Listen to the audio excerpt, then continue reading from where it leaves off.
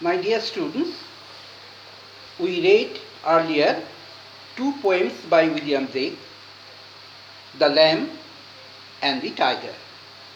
The lamb belongs to Songs of Innocence and the tiger belongs to Songs of Experience.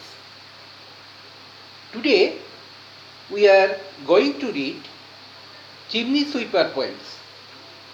Now this poem is available both in Songs of Innocence group and in Songs of Experience book. Both in Songs of Innocence book and in Songs of Experience book. But why Chimney Sweeper?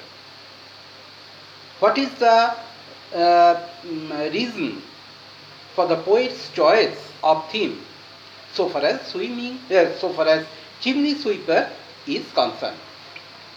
Now, that needs a discussion of socio-economic background of England. We know that in the 18th century, British imperialism reached its highest watermark. Industrial revolution accounted for surplus production, and this surplus production very naturally didn't come to the benefit of the common people.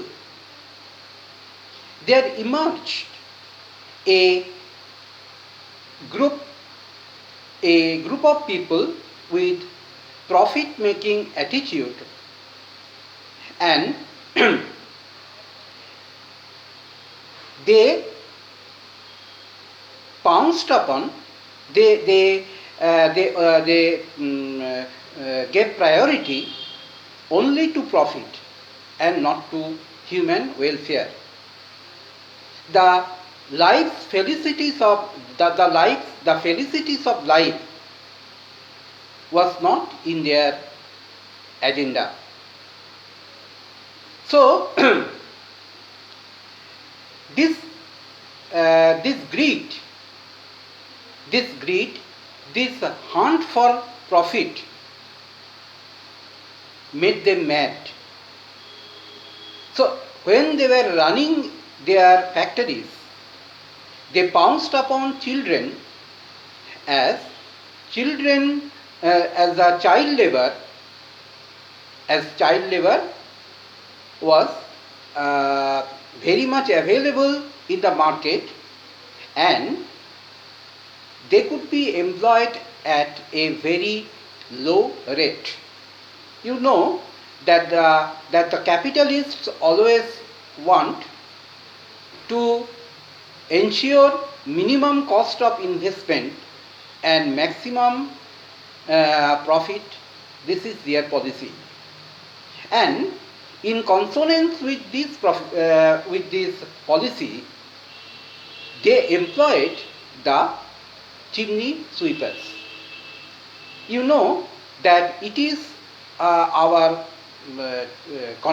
it is the melody of our contemporary world also. Now, the Romantics, when they came to write, they revolted against the poetic idiom of the 18th century, and also they reacted against the 18th century capitalist mindset. Hence, Chimney Sweeper in English literature. Charles Lamb writes an essay on chimney sweepers. Again, William Blake also writes poems on chimney sweepers, and it is a very striking feature to note that the poem is available in both Innocence and Experience. So, via the poem, it would be beneficial for us to see and show the poetic, the working of the poetic sensibility the the poet's intention, rather to say, in respect of innocence and experience, when the theme is the same. Now, come to the poem. This poem has 6 stanzas, and I will focus on the first 3 stanzas of the poem today. Next day, I will focus on another 3 stanzas, along with a summing up note. Now let me read the text. When my father died, I was very young. The speaker is a child. He says that he lost his mother at a very early age. When he was very young, his mother died. And my father sold me while yet my tongue could scarcely cry, weep, weep, weep, weep. Better to say, and my father sold me while yet my tongue could scarcely cry, weep, weep, weep, weep. So what is the situation? The situation is this, that the child's mother died when he was very young, and his father sold him. Where I told you that it was the capitalist policy to capture this labor group for profit interest, for profit making attitude, for maximum business profit. So his father sold him. Now point is this, that they nowhere said that his father died and his mother sold. It is not the reality. The reality is the mother died and the father sold. So here is, I think, an implied attack on the patriarchal social structure. Selling of child does not agree with maternal care. Selling of child agrees with father, because father belongs to the patriarchal structure of the society, and the capitalist society, the owner of a factory who is greedy, co-shares some characteristics with the paternal head of a family. This is perhaps how a feminist would interpret this poem. Anyway, the reality is this, that the mother died and the father sold the child, and when the child could scarcely cry, weep, weep, weep, weep. So, when the child could not articulate the word weep even, at that stage, his father sold him to the market. So this is a very pathetic situation. And at the very outset of the poem, the poet William Blake had set the mood of pity. It is, the lines evoke our sense of pity. Therefore, so my mother died, so my father sold me. Therefore, what happens? Your chimneys I sweep, and in soot I sleep. Your chimneys I sweep, that is, I am now a chimney sweeper, and in soot I sleep. that is in dark zones which is covered with black smoke, exactly there I sleep. So the chimney sweeper statement shows that he is not given a minimum minimum hygienic hygienic habitation. What sleep is very important, because sleep is very important because sleep means the sleep is suggestive of a major need of our human life, as Macbeth says in Shakespeare makes Macbeth say, it is the chief nourisher in life's feast. Unless you sleep, you are in a very chaotic mind. So sleep is suggestive of the felicities of life, and it is therefore symbolic of the fact that these little kids, they were denied minimum comforts of life. Now, second stanza. There's little Tom Duckley who cried when his head that curled like a lamb's back was saved. Now, the second stanza, in the first stanza, the child is saying, and in the second stanza, the child is narrating. He is narrating the story of another chimney sweeper. And what is his name? His name is Tom Duckley. Yes? He had curly hairs. They compare the hairs with lamb's back. Notice that lamb's back was focused in the poem The Lamb. The present poem and the lamb which we read, therefore are put into the same category. Both are songs of innocence poem. So this word lamb's back is indicative of the fact that lamb and chimney sweeper, they both belong to songs of innocence group. So it is very shameful, it is very pitiful situation for a kid if his hairs, beautiful as they are shaped. And it is also for economic reason, because if they have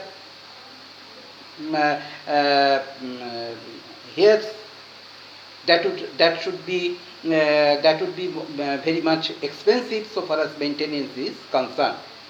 Yes, that's why his head is shaped. He is not allowed the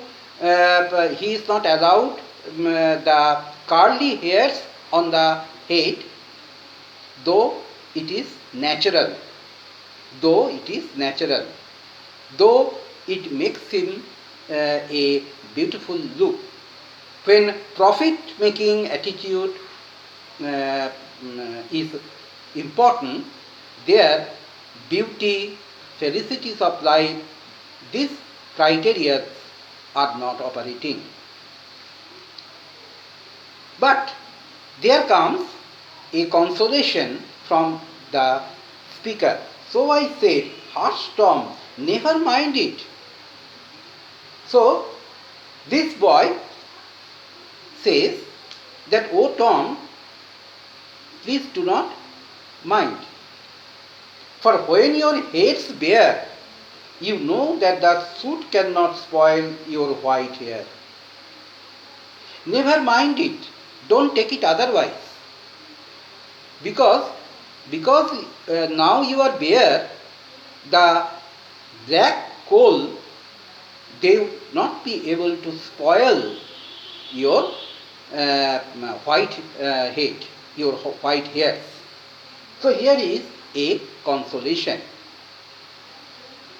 Now comes, let us go to the third stanza. And so he was quiet. So he was quiet. Mark the connective. The second stanza ends, you know that the soot cannot spoil your white hair. This is the consolation the little boy gives to his friend. And so he was quiet. And so he was quiet. He was convinced. And that's why he had a quietening mood. And so he was quiet, and that very night, and Tom was sleeping, he had such a sight that thousands of sweepers, Dark, Joe, Nate, and Jack, were all of them locked up in coffins of bag. At night, so he was quietened, they went to sleep, and in that sleep, they had a vision, they had a dream. What was the dream? That they were confined in a coffin. What does coffin mean? Coffin means a covered wooden box where the dead body is kept. So the black room with minimum oxygen facility was very much claustrophobic, and there the chimney sweepers used to sleep. And these chimney sweepers, they had a dream. And what was that? That they were all locked up in coffins of black. So let me read the poem again. When my father sold me when my mother died, I was very young, and my father sold me while yet my tongue could scarcely cry, weep, weep, weep, weep. So your chimneys I sweep, and in soot I sleep. Next stanza. There's little Tom Duckley who cried when his head, that curled like a lamb's back, was saved. So I said, hush, Tom, never mind it. For when your head's bare, you know that the soot cannot spoil your white hair. And so he was quiet. And that very night, as Tom was sleeping when he was in sleeping condition, he had such a sight that thousands of sweepers, Dark, Joe, Nate, and Jack, were all of them locked up in coffins of black. So, let me sum up this part of the poem. Number 1, the mother of the child died. Number 2, the father sold him to market. Number 3, the child became a confirmed child labor, a chimney sweeper. Number 4, he was denied hygienic habitation. Next, the child brings into his narration the lot of other chimney sweepers. First, Tom Duckley, whose head was covered with curly hairs comparable to lamb's back, but those beautiful curly hairs were out and he became bare. This child gave him an assurance that he should not be lamenting because his hairs are now out. Because his hairs are now out, and because he is now bare, that is why the coal dust would not cover his white hair. At this, the child Tom Dacre was assured. He went to sleep, and in sleep they had a vision. And here again, some more chimney sweepers are introduced. Their names are Dick, Joe, Ned, and Jack. They felt as if they were confined in a dark coffin. In these first three stanzas, there is a reference to Lamb's back. It is indicative of the fact, or it links up the present poem, that is Chimney Sweeper, to another poem, The Lamb, which also belongs to the Songs of Innocence group. Next day, I would read the next three stanzas. Thank you.